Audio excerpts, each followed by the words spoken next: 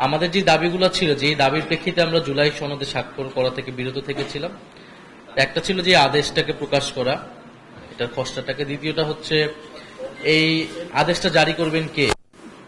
সুপারিশে বলা আছে যে আদেশ জারি করবে সরকার, অন্তর্বর্তীকালীন সরকার, এবং এটি আরো স্পষ্ট হওয়া উচিত যে অন্তর্বর্তী সরকারের প্রধান হিসেবে ডক্টর মোহাম্মদ ইউনূস তিনি হচ্ছে এই আদেশটি জারি করবেন।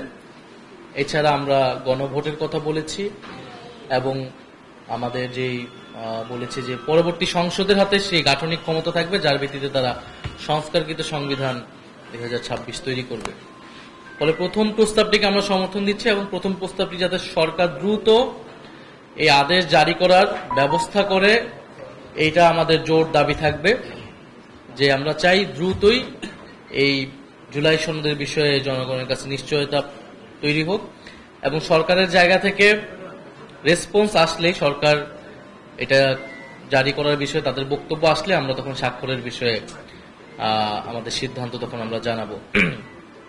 প্রথম প্রস্তাবটাকে আমরা সমর্থন করছি এবং সরকার যখনই জানাবে যে তারা প্রথম প্রস্তাবটিকে অনুযায়ী কার্যক্রম শুরু করবে, তখনই আমরা জুলাই সনদে আমাদের জাতীয় নাগরিক পার্টির পক্ষ থেকে আমরা স্বাক্ষর দিয়ে আসব। এবং আমরা বিভিন্ন দল এখানে কথা বলছে, তবে আমরা বলবো যে জাতির স্বার্থে দীর্ঘদিনের যে আলোচনা হয়েছে, সেখানে কিন্তু আমাদের দেশের যে প্রয়োজনীয় গণতান্ত্রিক সংস্কারগুলো সেগুলোই কিন্তু আলোচনায় এসেছে। নোট অফ ডিসেন্টের যে বিষয়গুলো এসেছে, নোট অফ ডিসেন্ট মনে হয় এখন অনেকে এমন ভাবে কথা বলছে যেন ভুলে গেছে সেই কনটেক্সট। নোট অফ ডিসেন্ট ছিল যে ঐক্যমত্য কমিশন একটা সিদ্ধান্ত নিয়েছে, কিন্তু একটা দলের সেখানে বিরোধিতা ছিল, সেটাকে ডকুমেন্ট আকারে রাখতে চেয়েছে তারা।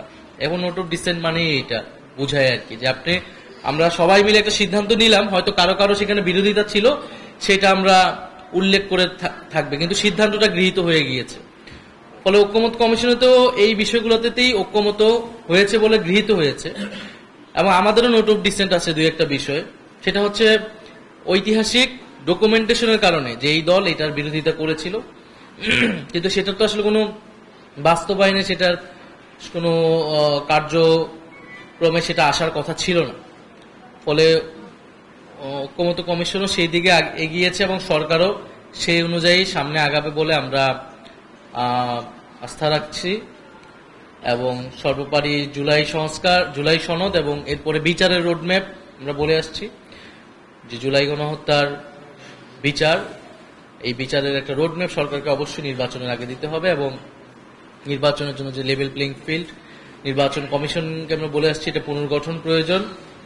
নির্বাচন কমিশনে জনগণের এবং রাজনৈতিক দলের আস্থা হারাচ্ছে এবং ফেব্রুয়ারিতে নির্বাচন হতে হলে আসলে এই বিষয়গুলো দ্রুতই সমাধানের দিকে যেতে হবে এবং আমরা আশা করব যে আমরা দ্রুতই সেই সমাধানের দিকে যেতে পারব।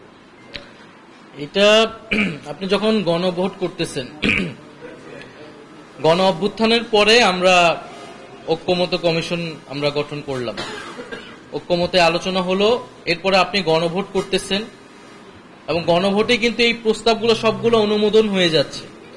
পরবর্তী সংবিধান এবং সংস্কার পরিষদ যেটাই বলেন সেটা শুধু এটাকে আনুষ্ঠানিকভাবে সেটাকে সংবিধানে সন্নিবেষ্টিত করবে। ফলে পরবর্তী সংসদের কিন্তু কোনো আর এখতিয়ার থাকবে না যে সেখানে কোনো ধরনের রদবদল করার। ফলে অবশ্যই সংবিধান, পরবর্তী সংসদ এবং সংস্কার পরিষদ এটা কিন্তু বাধ্য থাকবে এই বিষয়গুলোকে সংবিধানে সন্নিবেষ্টিত করার জন্য। ফলে ঐক্যমত্য কমিশনের এই প্রস্তাব আমাদের কাছে যথার্থই মনে হচ্ছে এবং এটা পৃথিবীর অনেক দেশেই কিন্তু এই উদাহরণগুলো আছে, এটা একেবারে নতুন কোনো কিছু এরকম না। যারা বিরোধিতা করছে তারা চাইলে এটা দেখতে পারে, এক্সপার্টদের সাথে কথা বলতে পারে, সাউথ আফ্রিকা, কেনিয়া, অনেকগুলো দেশে এমন শর্তও দেওয়া থাকে যে আপনি যদি এত দিনের মধ্যে বা এত মাসের মধ্যে এটা সম্পাদন না করেন তাহলে সংসদ ভেঙে যাবে। ফলে এখানে তো এটাও বলা হয় নাই, বলা হয়েছে এটা অটোমেটিক ভাবে সংবিধানে, কারণ গণভোটে যখন জনগণ এটাকে অনুমোদন করছে তার মানে তো এটা পাস ধরে নেওয়া হচ্ছে এবং এটা কিন্তু সুপারিশমালা বলা হয়েছে যে একটা বিল আকারেই দেওয়া হবে গণভোটে, সংবিধান সংস্কার একটা বিল আকারে জনগণের থেকে নেওয়া হবে। ফলে জনগণ যখন অনুমোদন দিয়ে ফেলবে এরপরে তো এখান থেকে পরবর্তী সংসদ বা নির্বাচিত যারা প্রতিনিধি থাকবে তাদের এটা দায়িত্ব সেটাকে সন্নিবেশিত করার। ফলে আমরা মনে করি যে ক্ষমতা কমিশন যথার্থ সুপারিশ দিয়েছে, জনগণের আকাঙ্ক্ষাকে ধারণ করেই, সংস্কারের আকাঙ্ক্ষাকে ধারণ করেই তারা সুপারিশ দিয়েছেন এবং সংস্কারের বিপক্ষে আমরা ঐক্যমত্য কমিশনে অনেক দলকে অবস্থান নিতে দেখেছি। বিএনপি অনেকগুলো বড় সংস্কারের বিপক্ষে অবস্থান নিয়েছিল। স্বাভাবিকভাবে তাদের হয়তো তারা গোটা সংস্কার প্রক্রিয়াটিকে তারা চায় কিনা এটা নিয়ে কিন্তু এখন প্রশ্ন তৈরি হবে। কারণ পুরো সময়টা ধরে দেখেছি আমরা গুরুত্বপূর্ণ সংস্কারে বিএনপি ভেটো দিয়েছে, বিরোধিতা করেছে। তখন অন্য সকল দলগুলো ঐক্যমত হওয়ার কারণে এবং জনগণের ভিতরে একটা চাপ তৈরি হওয়ার কারণে তারা পরে তাদের অবস্থান থেকে সরে এসেছে এবং আমরা তাদের সেটাকে সাধুবাদ জানিয়েছে। ফলে আমরা বলবো যে এখানে আসলে কোনো দলীয় অবস্থান নেওয়ার সুযোগ নেই। এখানে আসলে ঐক্যমত কমিশন এবং গণ অভ্যুত্থানের পরে যে সংস্কার আকাঙ্ক্ষায় সেটাকে বাস্তবায়ন করতে হলে এর থেকে কোনো বেটার অপশন আমাদের সামনে এখন নেই। জুলাই সনদ বাস্তবায়ন না হলে তো নির্বাচন হওয়ার কোনো সুযোগই নেই। জুলাই সনদ এবং বিচার রোডম্যাপ দিয়ে তারপরে নির্বাচনের দিকে যেতে হবে। ফলে আমরা দ্রুত নির্বাচন চাই। দেশে একটা নির্বাচিত সরকার প্রয়োজন, দেশে স্থিতিশীলতা প্রয়োজন, আস্থা প্রয়োজন। এ কারণে দ্রুত সংস্কার প্রক্রিয়া সম্পন্ন হওয়া প্রয়োজন। আর কারণ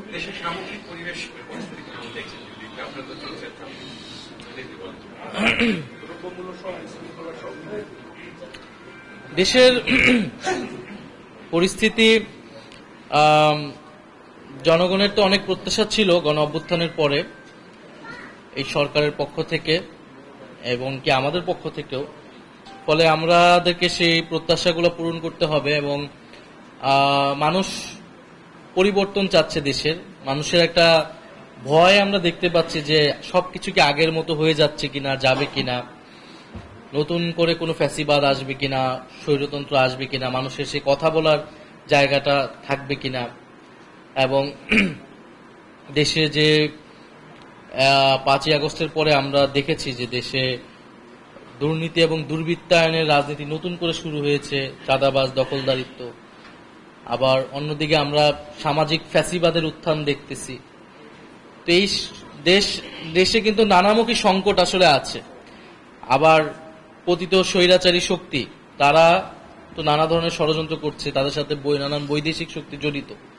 ফলে আমরা কিন্তু একটা সংকটের মুখেই আছি।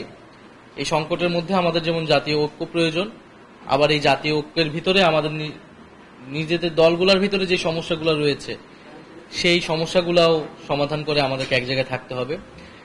এখন কেউ যদি মনে করে যে সে এককভাবেই সব নেতৃত্ব দিবে অথবা সরকার গঠন করে ফেলবে, এটা আসলে সম্ভব হবে না। দেশের যদি এই ন্যূনতম ঐক্য না থাকে দেশের সবগুলো পক্ষের মধ্যে, ফলে এককভাবে সরকার গঠন করা এবং সেই সংসদ টিকিয়ে রাখা, সরকার টিকিয়ে রাখা কারো পক্ষে সম্ভব হবে না। এবং যদি জনগণের যে ন্যূনতম আকাঙ্ক্ষা তৈরি হয়েছিল সংস্কার, বিচার, এই দাবিগুলোকে উপেক্ষা করে যদি নির্বাচনের দিকে যাওয়া হয় সেটিও আসলে টেকসই হবে না। ফলে আমরা মনে করি যে একটা টেকসই পরিবর্তনের জন্য, স্থিতিশীল পরিবর্তনের জন্য আমাদের অনেক সংস্কার আমরা চেয়েছিলাম, সেটা হয়নি। কিন্তু আমরা অল্প কিছু জায়গায়, সংবিধানের কিছু জায়গায় আমরা এসে ঐক্যমত হয়েছি, কিছু গণতান্ত্রিক যেটা একটা স্পেস আমাদেরকে তৈরি করে দেবে। ন্যূনতম এই সংস্কার নিয়ে আমরা সামনের দিকে এগোতে চাই। তো সেই জায়গায় যদি বাধা তৈরি হয়, সেই জায়গায় যদি সরকারের জায়গা থেকে কোনো গড়িমসি তৈরি হয়, তাহলে এই সরকারকে কিন্তু জনগণের মুখোমুখি হতে হবে এবং যারা বাধা দিবে তাদেরকেও জনগণের মুখোমুখি হতে হবে। ফলে আমরা বলবো যে দেশ যে খুব ভালো পরিস্থিতিতে আছে এরকম নয়।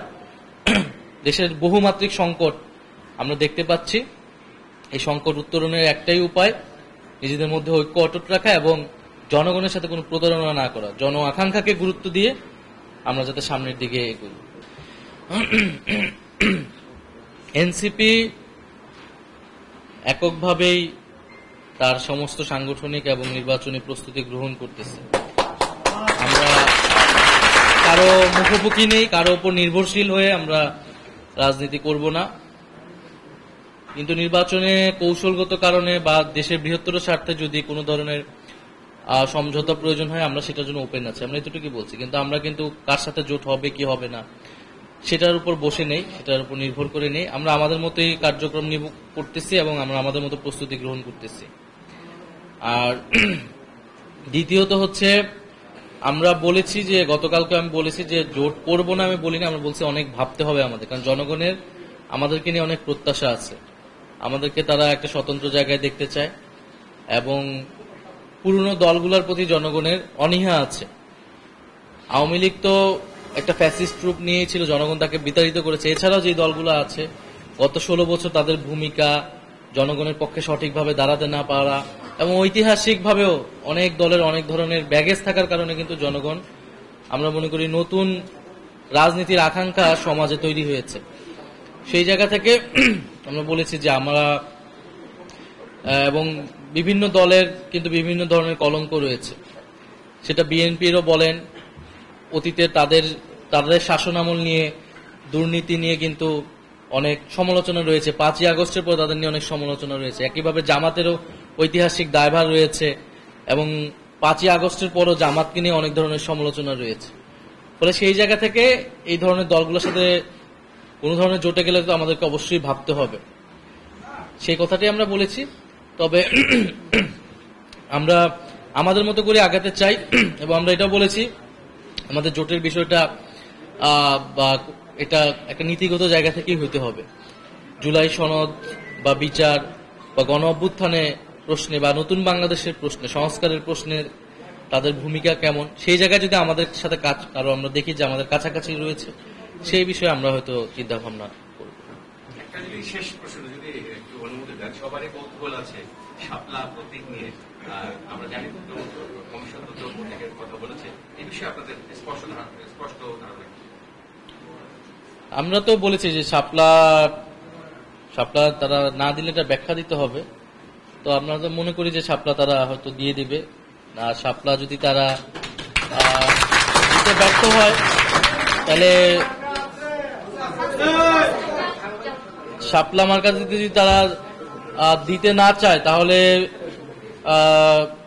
তাদের পক্ষে সুষ্ঠু নির্বাচন করা সম্ভব হবে কিনা এই বিষয়ে তো আমরা বলেছি। কারণ একটা নবগঠিত দলের সাথে যদি তারা বেইনসাফি করে, তাহলে এই নির্বাচন কমিশনের অধীনে একটা সুষ্ঠু নির্বাচন হওয়া তো সম্ভব নয়। ফলে নির্বাচন কমিশনকে সিদ্ধান্ত নিতে হবে তারা কি একটা সুষ্ঠু নির্বাচন করবে, নাকি তারা আগের নির্বাচন কমিশনগুলো যে ভূমিকা ছিল এবং নির্বাচন কমিশনারদের যে পরিণতি হয়েছিল, তারাও নিজেদের সেই পরিণতি দেখতে চায়। ধন্যবাদ।